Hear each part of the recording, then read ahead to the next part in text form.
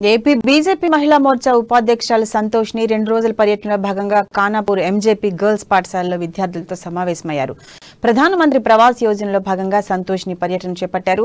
నిర్మల్ జిల్లా ఖానాపూర్లో ఎంజేపీ పాఠశాలలో 10వ తరగతి విద్యార్థులతో మాట్లాడి వారికి మనోధైర్యాన్ని ఇస్తూ రేపటి నుండి జరగబోయే పరీక్షలు బాగా రాసి మెరిట్ రావాలని పిల్లలకు సూచించారు. పెంబి మండలంలోని లోతిని తాండా గ్రామంలో అంగన్వాడీ ఆయా భర్త ప్రధానమంత్రి సురక్ష బీమా పాలసీ చేసి అనంతరం అనివార్య ఆరోగ్య కారణాల వల్ల మృతి చెందాడు. ఆయనకు కేంద్ర ప్రభుత్వం ద్వారా 2 లక్షల రూపాయల బీమా అందింది. ఆ కుటుంబాన్ని రాష్ట్ర ఉపాధ్యక్షురాలు పరామర్శించారు.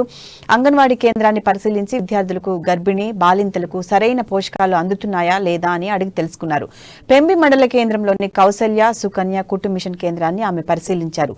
మహిళలు తమ కాళ్లపై తాము నిలబడే విధంగా ప్రధానమంత్రి మోడీ ప్రవేశపెట్టిన శిక్షణా కేంద్రాన్ని ఆమె పరిశీలించి వివరాలు తెలుసుకున్నారు.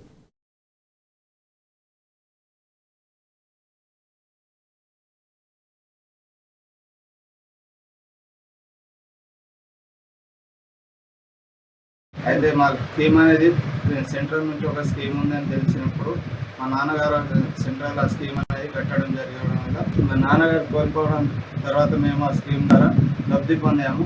సెంట్రల్ ఎన్నో స్కీమ్లను తీసుకొస్తుంది. మా నాన్నగారు కోల్పోయిన తర్వాత ఎంతో స్కీమ్ వల్ల డబ్బు రావడం వల్ల మా ఊరు నుంచి ఇంకా చాలామంది కూడా స్కీమ్లో చేరడం జరిగింది. ప్రధానమంత్రి నరేంద్ర మోడీ గారు ఇలాంటి స్కీమ్లు మళ్ళీ ఎన్నో చేయాలని కోరారు. ఆ స్కీమ్ వల్ల 2 లక్షల రూపాయలు రావడం జరిగింది. అయితే